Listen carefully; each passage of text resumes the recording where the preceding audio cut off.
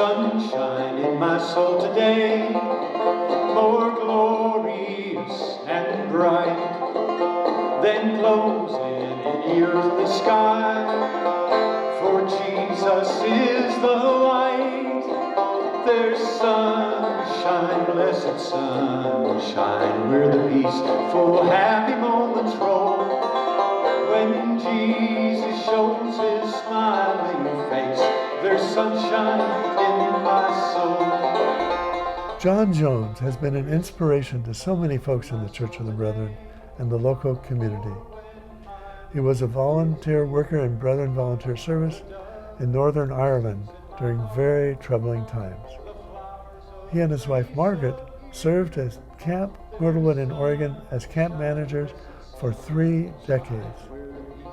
John has been both friends with environmentalists and those who see the forest as a resource to be farmed. Hello, I'm Brent Carlson. Welcome to Brethren Voices. Today we have John Jones with us for some fun conversation. But John will also share some concerns and his thoughts about life in the year 2024. John Jones, welcome to Brethren Voices. Good morning. Thank you. Good morning. It's Thank a double handshake this morning. Yeah, That's thank great. you. What are your thoughts as we begin this conversation? Well, I am really happy to just be with you guys again. It just feels really good to be here in Portland area and stay with the Groffs last night. That was beautiful. My only regret is that I wish my wife Margaret were here. She's on a retreat with my daughter Rachel, who's now in her very early 40s, and so it's just good for the two moms to be together, be with friends for the weekend. But I'll be thinking of her today, and I'll try to include her, especially when we're talking about things like our Belfast experience, because in many ways we're one person, you know. So we've been together a long time. How long have you been married? Well, we were married in 1977 in February the 25th, so it was 47 years this last anniversary. Wow. And we were together a couple years before that. But we're coming up on 50 official years here pretty soon, and that's amazing. You know how old geezers get when they've been together that long. We're kind of funny sometimes. John, for our July program, we interviewed 16 youth from Manchester Church of the Brethren in Indiana. And they shared their thoughts about what it's like to be a young person in 2024. And today I'd like to discuss what it's like to be a person in their 70s in this chaotic age of 2024.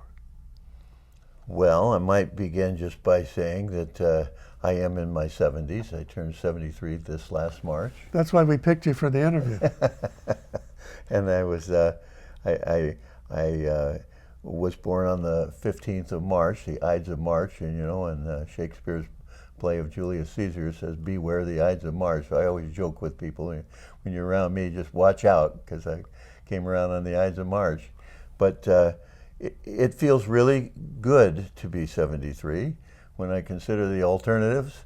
It's not that I don't have aging kinds of changes that I'm aware of, and sometimes I'm grasping for words, you know, simple words sometimes. You know, what do you call that again? You know, oh yeah, fish, that kind of thing.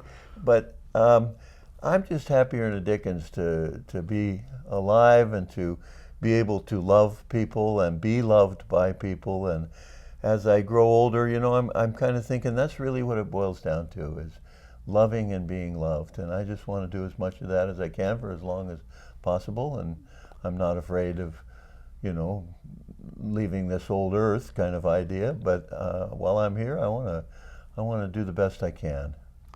Next question. John, you're 73 years old and you look good. What do you do to stay young?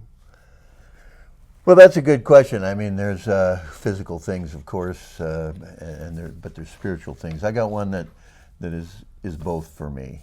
I've always loved swimming in wild rivers or lakes, you know, but real water, natural water. That's something I've just always loved. And back in 2017, I came close to dying. I had an internal bleeding situation. There was emergency surgery involved, and it was a long recovery. And I decided that I had two goals. One was to swim in a wild river again. I really wanted to get well enough to where I could do that again. And the other was I wanted to be able to run again. Because at that time I wasn't real sure I'd even be able to walk again. Wow. So it's always been so important to me. And now that I'm older, I haven't swam in a wild river, really nice wild river, for a while now, a couple of years but I changed my irrigation down in the creek. Closest thing I've been doing lately is I go down there in the creek and I work with the pump, with the foot valve for the pump for the irrigation. In the water? In the water. And the crawdads are there when I'm down there, and sometimes I see kingfishers or maybe a beaver, or sometimes close encounters with beavers, that kind of thing. And that's pretty close. It's not quite swimming in a wild stream or a mountain lake, but it's a good thing. So I would say, in a broader answer to that question, I try to maintain connections to nature. I do silly things. My neighbors probably think, there's that silly old man over there talking to ravens again, or talking to the pileated woodpeckers. Because I do. I see it's a way for me to take notice and to actually say hello, good morning, how you doing? And it might seem silly to some, but to me, it's the kind of thing I used to do when I was a kid. I used to walk with my face right up to the rain so the rain could fall right into my face. I remember doing that. Wow. And in a way, that's a physical thing, but it's also a spiritual thing. So that's one of the things I do to stay young. And then, that old Beatles song we were visiting about a little while ago? Life is short, and there's no time for fussing or fighting, my friend. That makes more and more sense. I used to listen to tunes like that when I was a teenager or, young adult, and they were cool. But now, that I'm seeing the real philosophical wisdom of some of those lines out of some of those old songs. John, you served in Brethren Volunteer Service in Northern Ireland during the 70s, during a time when there were many concerns and chaos and lots of troubling and fighting. You met your wife and you were married in Northern Ireland. What led you to go to Northern Ireland, and what was it like in the 1970s? Well, in 1973, I graduated from the University of Oregon in communications. I was planning on being a high school teacher, basically a speech teacher, have a speech team type of thing that I would go to contests with and teach kids communication skills. But other factors came in. I didn't go right into teaching right away.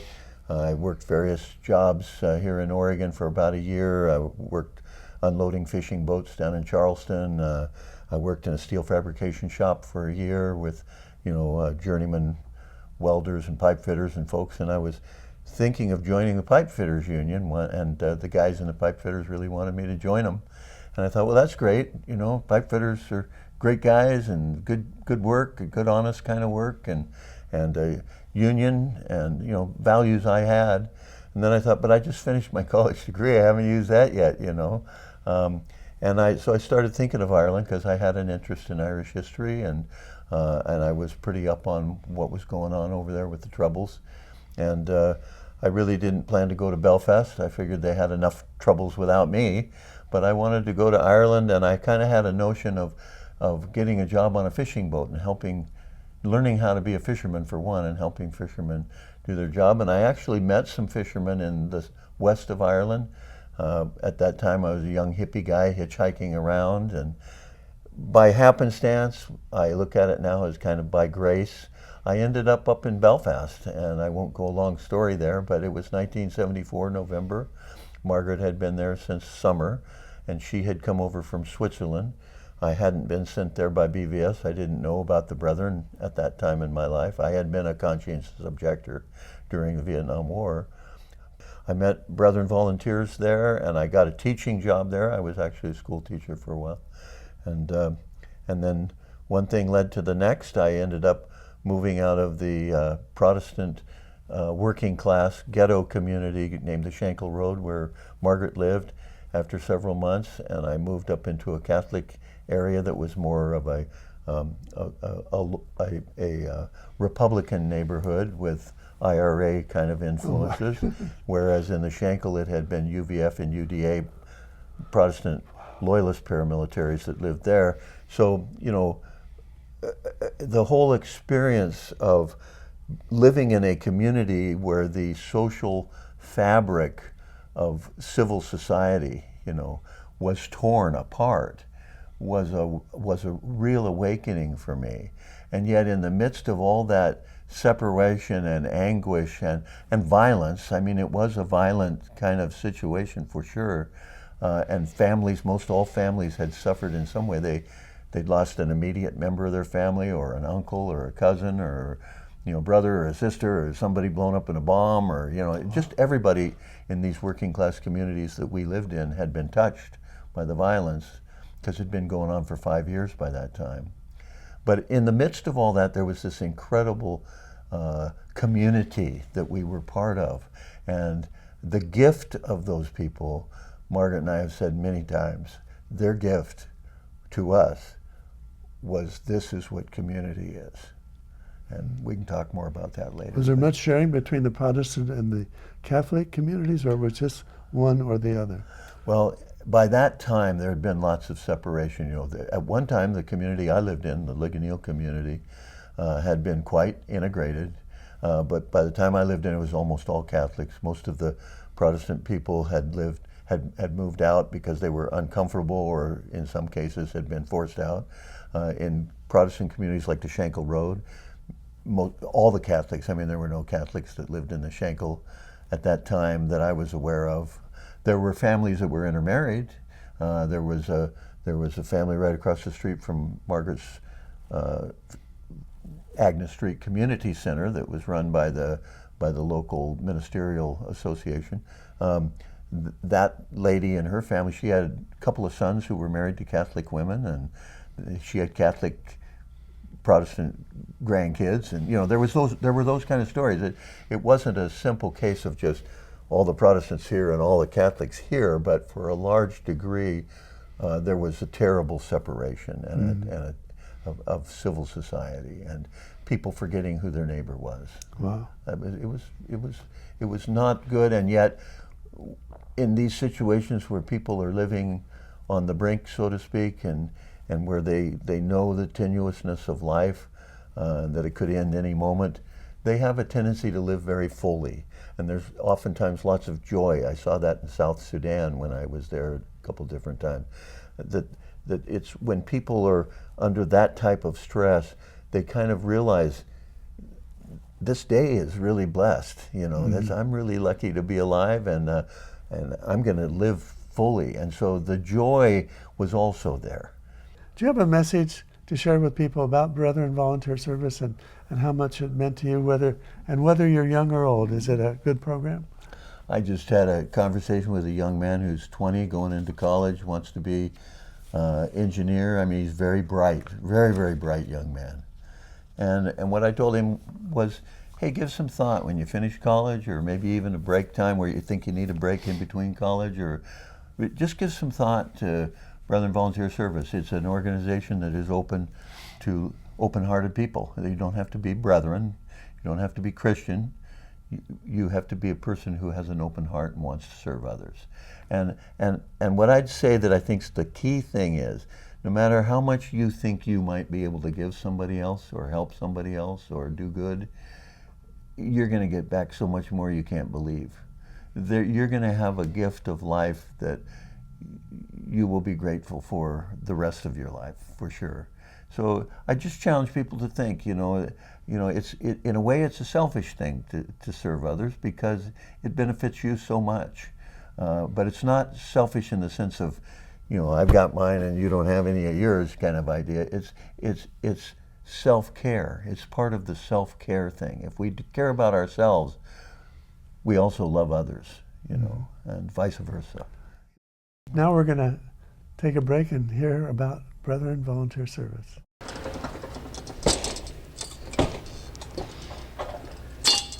Hi there, my name is Billy Harness. I'm working here at Snowcap Community Charities through BVS. I'm from North Liberty, Indiana, a small farm town on the outskirts of South Bend, Indiana, northern Indiana. So I graduated from Indiana Wesleyan University with a degree in elementary education, and then I went to Holy Cross College as a graduate student and got a graduate certificate in ESL education and played basketball there as well. Here at Snowcap, the type of community we serve here are low-income families and residents, and as well as homeless community. We serve 10,000 families a month alone, just with the food and clothing that we give out. So it's been a real blessing working here, and just meeting the different families that come in and working with the different volunteers here has opened my eyes to a greater perspective on life and what's really important. Oh, hi there. I'm Lucas, and I participate in the Brethren Volunteer Services over at Snowcap in Portland, Oregon. Over here in this department, we give out clothing to low-income families and just help them out however we can. We have jackets, blankets, baby clothes, whatever the people here need.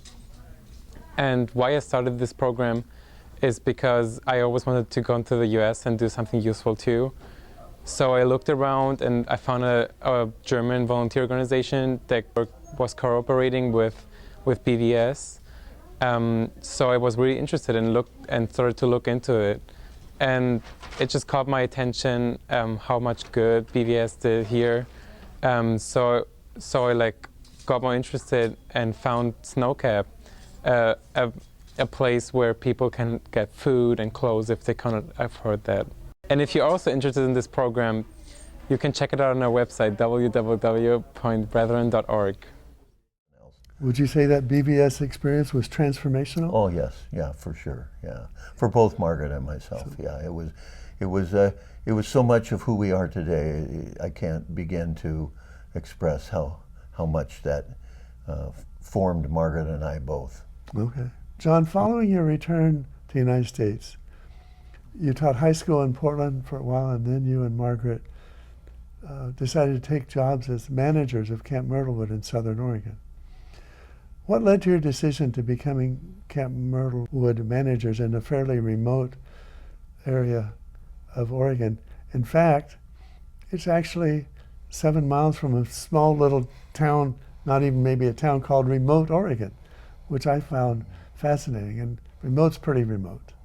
Well, the way we came to that was I was teaching at Beaverton High School in the Beaverton School District, and I had gone back to college to get my standardized teaching certification, and I wanted to do it in special education. And so I spent 6 years total with the Beaverton School District, first 2 years as a teaching assistant, and the next 4 years as a teacher. And I had my tenure and all after that time, but I was feeling really drawn to something else, and there were a couple different factors. One was Margaret and I was often away on speech tournaments and things because I was assistant speech coach there at the high school on weekends, and I'd at times be looking out the back window of where my office was, and I'd see ducks flying over the field out there, and I just think, oh, I wish I could just be out watching the ducks. We really felt kind of nature deficit disorder in a sense, although we didn't call it that, but that was what we were feeling, both of us. And we wanted to live somewhere where maybe we could be closer to nature on a more full-time, instead of living for whenever we could get away and go camping, you know. Yeah. And then the other factor was we were war tax resistors. I had been a conscientious objector. Living in Belfast had taught us a lot about the importance of you know, being a good neighbor and reconciliation and working for peace. So there were these factors in our life, and we decided we wanted to try to live below a taxable income if possible to avoid paying so much of our taxes for war preparation. Nuclear weapons was a major concern at that time, proliferation of nuclear weapons. So by moving to Camp Myrtlewood, we were able to live below taxable income, and we were able to be closer to nature, and we were able to live in a place where we felt that it would be good for our children. We had a little girl by that time, little tiny gal that was you know, about 2.5 years old by that time. And so we wanted to be somewhere where we weren't so isolated that it wasn't reality. But by being at Camp Myrtlewood, there would be all kinds of different people, all kinds of different interactions for the children, and we just felt it was a healthy place to raise a family. So those were all factors. John, Camp Myrtlewood is a Church of the Brethren camp in Oregon, but it became the home for so many different user groups under your direction. You and Margaret were instrumental in assisting those things to happen. What made it possible for you to invite so many different user groups, including Native American groups, to Camp Myrtlewood? Well, the camp had existed for long years before we came there. We went to camp in 1983. We left, we were there on the 1st of September, 83, and we left on the 31st of August in 2013. So we were there exactly 30 years to the day, so to speak. But there had been all kinds of wonderful community and spiritual renewal and outdoor education going on at camp for years before that. Camp started in 1935-36. Next year we'll celebrate our 90th anniversary. During that time there were all kinds of school groups, organizations like 4-H and other youth organizations, family reunions, church groups, other religious groups other than Christian denominations, but lots of different Christian denominations. It's always been a real ecumenical place where all people were welcome, regardless of your race, your ethnic background, your religion, your sexual orientation. It's always been a place where people were welcomed and that they knew that this was a safe place for them. And we really emphasized that in our ministry at camp. And it's always been a place too where people were encouraged to have contact with nature and to be one with nature and renew their relationship. And we always thought of community there at camp as, community first and foremost, with your maker or with your concept of the sacred, and also with one another, but also with nature, and that kind of triad of community is what we always emphasized. And we always used Henry Nouwen, the Catholic theologian's perspective of peacemaking is first and foremost a Christian hospitality concept that involves the creation of a peaceful space where the stranger can come and become a friend, and where people can change. And the purpose of Christian hospitality is not to change people. That's not the point. The purpose of Christian hospitality is to create a space where change can take place. You also made an effort to be in relationship with some of the local Native American tribes. Can you explain how you did that and how you enhanced and embellished what already existed? Well, there were lots of different factors. When we first came to camp, the Coquel tribe, the local tribe, had an Indian Ed camp going on that was cultural education for their young people, talking about traditional ways and what have you. And it was just in the very beginning stages of development, and it had been there one summer, and when we came, we encouraged that to happen more. And when the tribe regained its recognition status from the federal government, from the United States government in 1989, 6 years after we were there, we suggested that they come to camp. We have a big celebration to celebrate their status of being, recertified as an official tribe in the United States.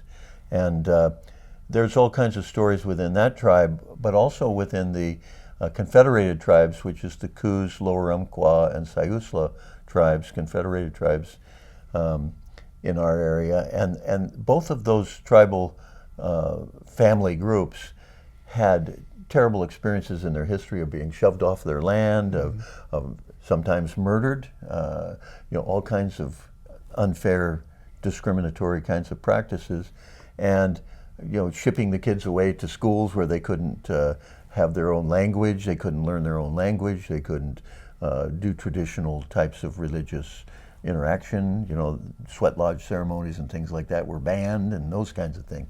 So, was a great need for a lot of healing, and we just welcomed that, and we just thought this is a chance for us too to benefit from their gifts, you know. And over the years, our men's retreat, there was like 30 years of when our men's retreat first started, the very first one, we had a Native American sweat lodge from the Native American Church, which is a pan-Indian movement that focuses on traditional spiritual ways of Native American peoples.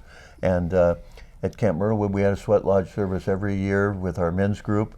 And that was amazing how we were able to share our faith perspectives with one another, Native brothers and sisters and they guys. came, representatives came to conduct the sweat lodge. Yeah, to pour water and that's influenced my life a very large way. It also became a fairly permanent structure there.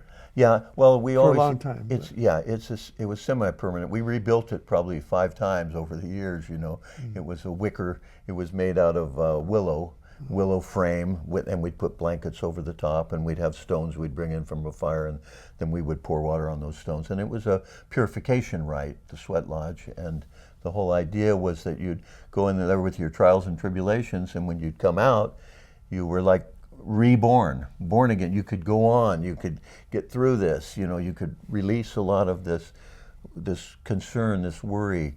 It was something that Native peoples used throughout various Native American cultures and through time, aeons of time, as a way of cleansing themselves both physically and spiritually. Yeah. John Jones, thank you for being with us in the studio today and sharing your thoughts on Brethren Voices. Thank you for the opportunity, and blessings from Margaret. I wish she could have been with us today. And thank you for being with us on Brethren Voices.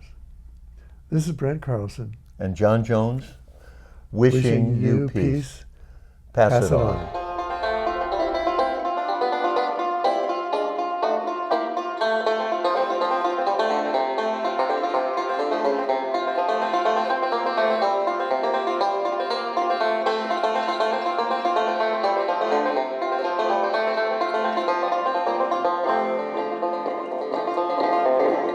There is music in my soul today, a carol to my King. And Jesus, listening, can hear the songs I just can't sing. There's sunshine, blessed sunshine, where the peace